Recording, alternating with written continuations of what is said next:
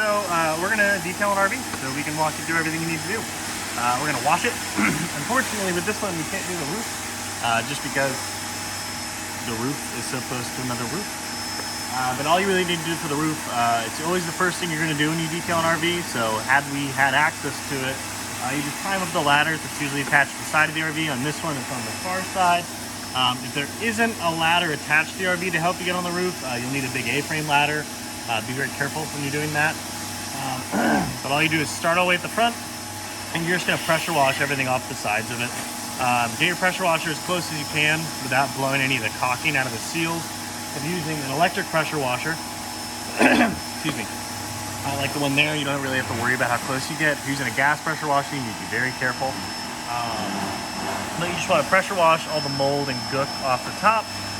Being very careful to not step on anything on the roof that isn't the roof.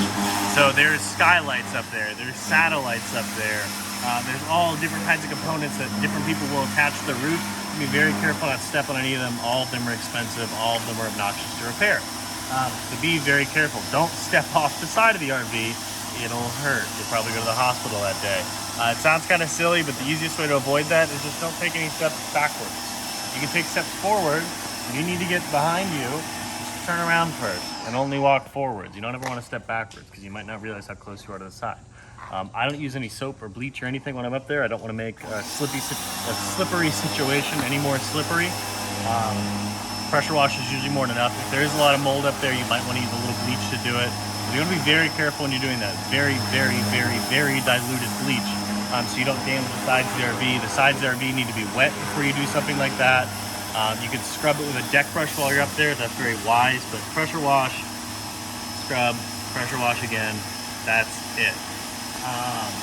Once that's done, you'll be where we're at now. So you're just pressure washing the entire exterior of the RV. When Tony's done pressure washing over there, we're gonna foam cannon the whole RV, and someone will be running behind him with a brush. You're gonna use the same boat brush that we used in the boat video, naturally. He's gonna run around and he's gonna scrub all the soap. That's kind of collecting the dirt off the surface, so it actually binds to the soap. So when we rinse the soap off, it's taking the soap off, or the dirt off with the soap.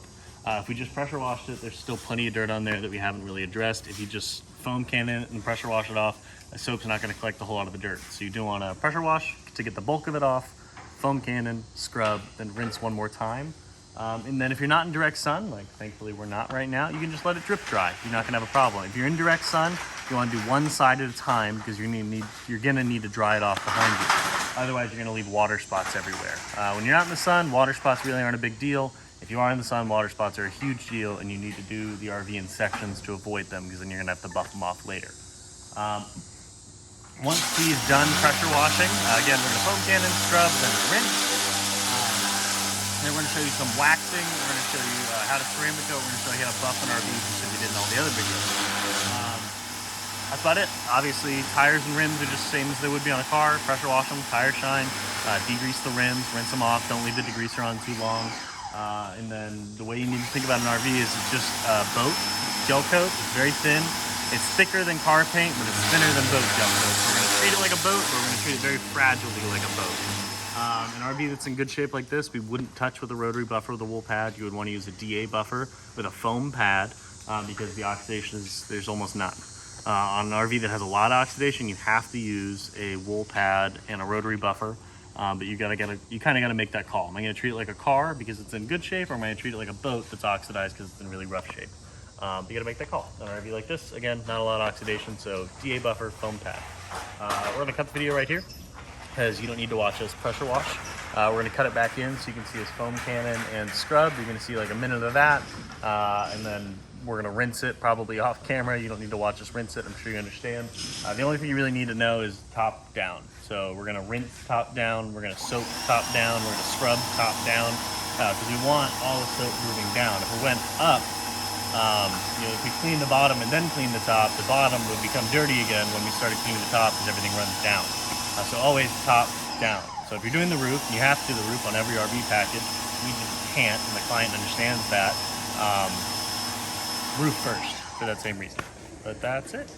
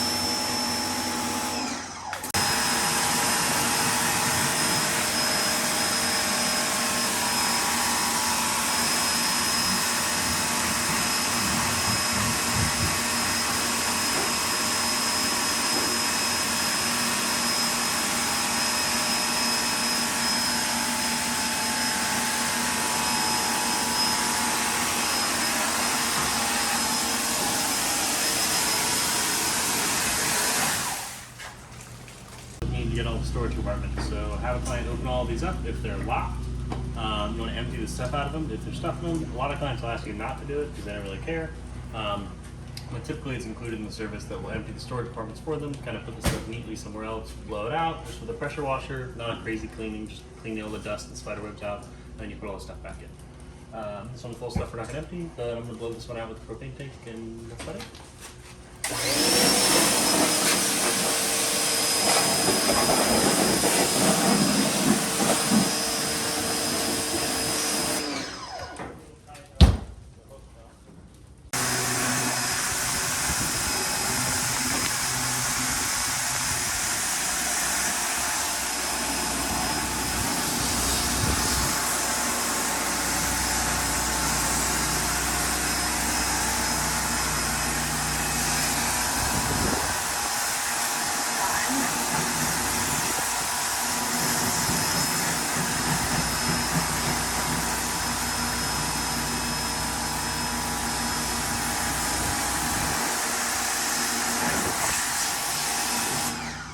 One thing that's worth noting is don't pressure wash the stickers very closely. So all these black stripes and the blue stripes and all the stuff that obviously wasn't painted on. So in this case, everything that isn't the beige area, you'll blow a hole into the pressure washer. Even a very weak pressure washer like this, if you're using a gas pressure washer, you should be like all the way back here. You're just using it to get the RV wet. Be very careful. The stickers are very hard to replace. They're obnoxiously expensive to replace. Be very careful when you're buffing them. Be very careful when you're pressure washing them. Be very careful around them entirely. Treat them very, very gently because you really can't replace them. So, careful.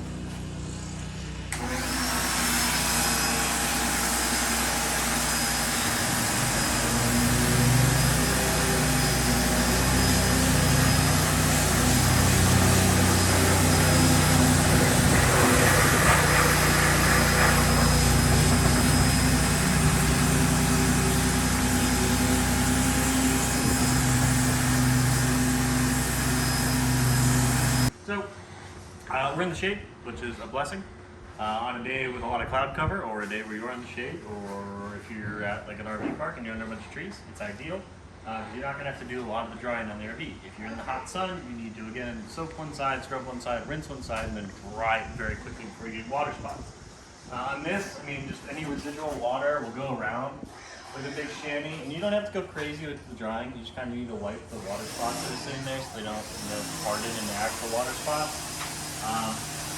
You just kind of go over it, and then the little smears that you leave from the water, fine, they'll go away. The windows, if there's any residual water sitting on the windows, you do want to buff that off real well. Just so you don't have to come behind with like actual glass cleaner and do a lot of real work. If you get these while they're still wet, excuse me, they're pretty easy to clean. So come back through here. We'll clean these windows at the end with some actual glass cleaner, but it'll be very simple because we didn't let any water harden on them. If you do make that mistake and let the water harden on them, the easiest way to get the hard water spots off is just put a little wax on the window. Careful not to get it on the rubber seals because it'll stain them. And then let the wax harden. So wax the window, let it sit there for like 2-3 minutes, and then come back with a rag and just buff away the wax, and that'll usually take the water spots with it just because it has a little bit more friction. That's it. And you really just dry the RV off anywhere you need to, anywhere there's still residual water. And then we're going to show you some waxing and some buffing over in this corner, and then I'll show you how to ceramic coat the RV as well. Aside from that, we're going to do a tire and a rim, and then we'll be done with the RV video. Okay, so like in other videos, the car and the boat video, I'm going to show you how to polish an area, and then I'm going to wax half the area, and I'm going to ceramic coat half the area that we polished. So I'll do the left side, I'm going to polish and wax, the right side, and split down the middle and the window there. I'm going to polish, then alcohol wash, necessary step. We're going to use the glass cleaner again because it's an isopropyl, so it's the same thing, just has a little dye in it. And then we're going to ceramic coat the area. It's the same as doing it with anything else, but I'm going to show you on everything just so you understand how simple it is. Because this isn't faded, I'm going to do everything with a DA. I'm going to show you how to use a rotary buffer on here just so you understand it. But this RV, the way it is, barely faded, I would never bring in a rotary buffer to it to really lay into it. I'm just going to show you a little bit of the technique just so you kind of understand. So I'm going to polish, let's do this. This side I'm going to wax, I'll polish with DA buffer. This side I'm going to ceramic coat, I'll show you with the rotary buffer. So this is the heavy polish You can use a fine polish on something like this, but a heavy polish is fine also. Just like we did on the car, you're gonna put some dots on it. 5 dots is plenty. The area we're doing, I'm gonna make sure I'm on my minimum speed. And then you're gonna one. And then I'm gonna pull the trigger just to spread it.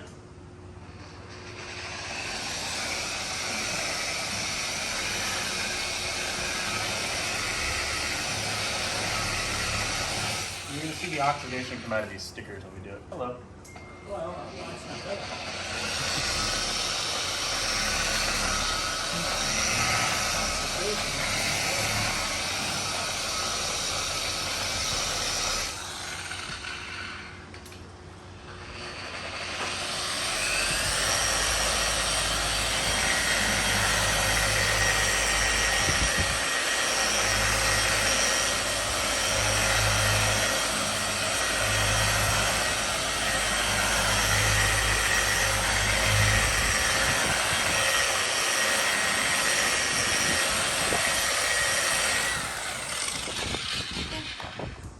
then you just buff off the excess.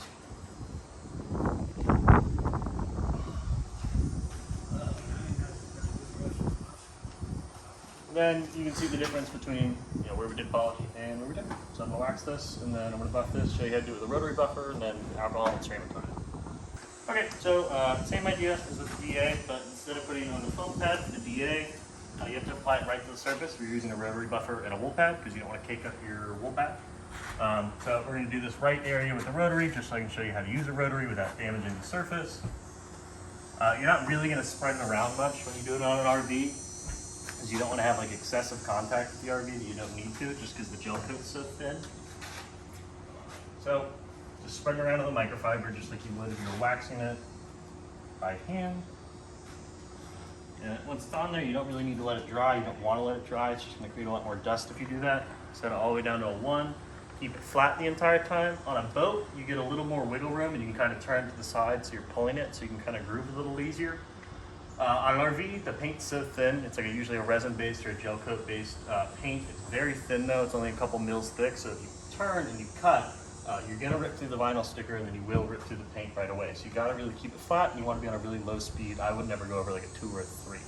There's no reason to. If you have a DeWalt, it's like a 1500 or an 1800. You don't ever wanna go above that. But okay.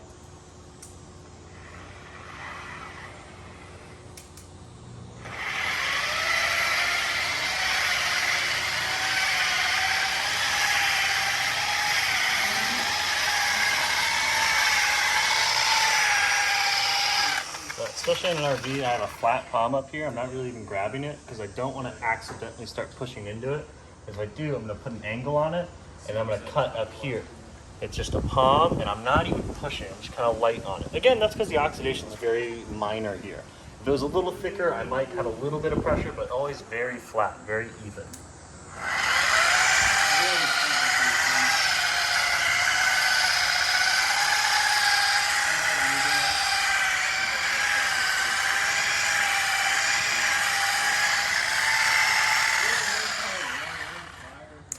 That's really all there is to it. I'm going to wipe off the excess and then alcohol wash this side, and I'm going to wax this side. I'm going to show you all that right now.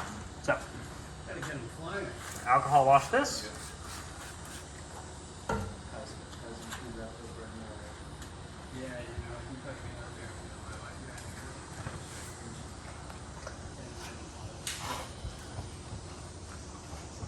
And while the alcohol there is evaporating, I will show you the wax.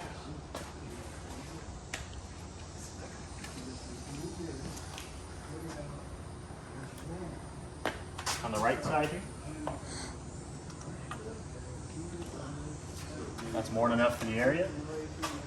So, I'm going to take it and set it all the way down to a 1 just to spread it. And I'll polish it in like a 2.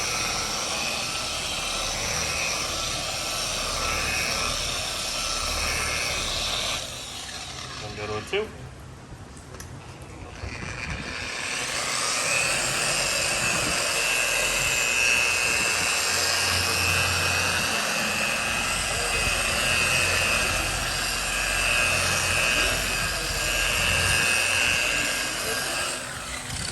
take your clean microfiber and just wipe off the excess wax.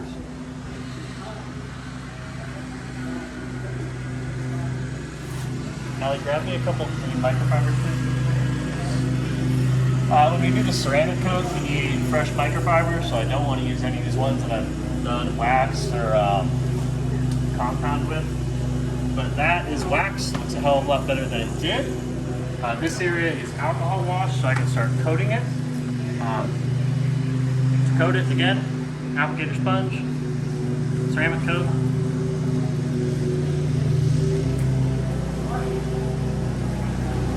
Okay, if you have any crystals here that kind of form in the threads here, just kind of try to get them all off. You don't want to put them on the sponge itself. But that seems like it's plenty.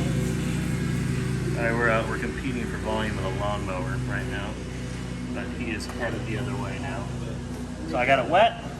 Make sure there's no debris on here, and I'm just gonna coat my whole area just like I did everything else. I'm gonna kind of outline the area, so I make sure I get in the edges real well, and then I'm just gonna go across in big long stripes, overlapping a little bit.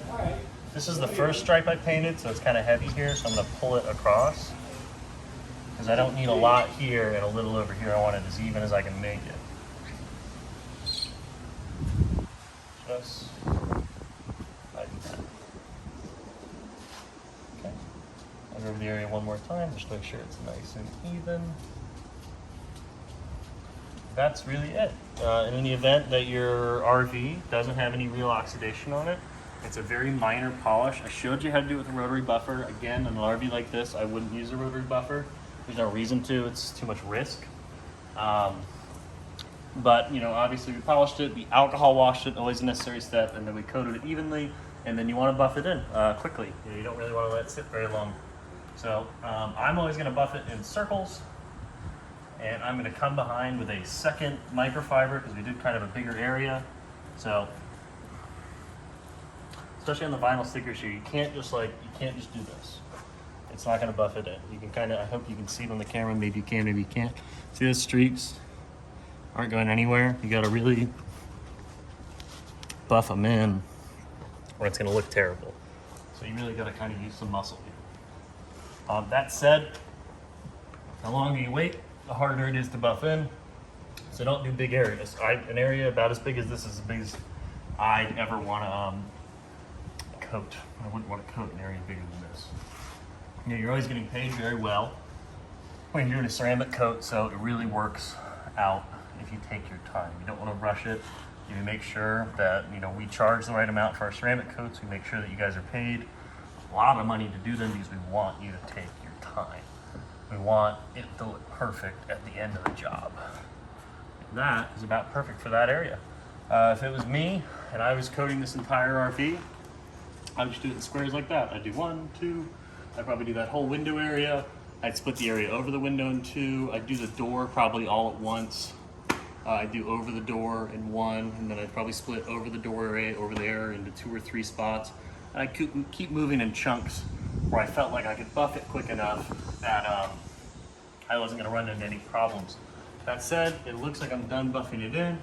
I'm going to kind of look at it in a lot of different angles to make sure I didn't miss anything, but it looks solid.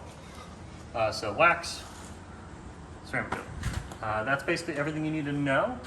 Tony's going to go grab the tire shine, and he's going to show you just how to do tires on an RV, but it's no different than doing tires on a car. But we'll cut it right here, and then we'll cut into Tony doing the tires and the rims.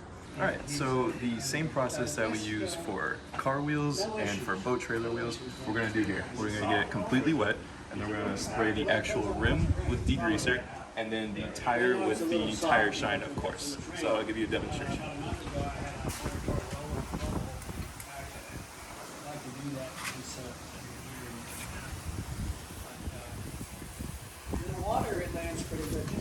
So gotta make sure it's wet. Degreaser. I'll show you what it looks like. And then in the water, it is. It's an e-ticket ride. Remember that expression, it's an e-ticket ride? You know what that means? You're young. You take the tire shine and go around the outside. you had tickets, and the rides had different, were better rides or cheaper rides or whatever. So if it was a new ticket ride, that was the most expensive ride. What you're gonna do is you're gonna start in the middle, make sure you do the rim thoroughly, and then after you do the tire, you can no longer use this because it's too dirty. To show you how fast things happen,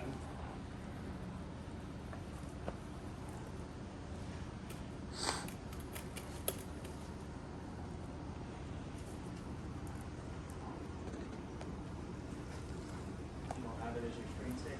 No. What's your dog's name? It's spelled in German, K-O-I-B-E-U, and it's pronounced cowboy. And in German, it's pronounced cowboy. He's 7 months old. I was gonna say he's got the dog. He's pretty big.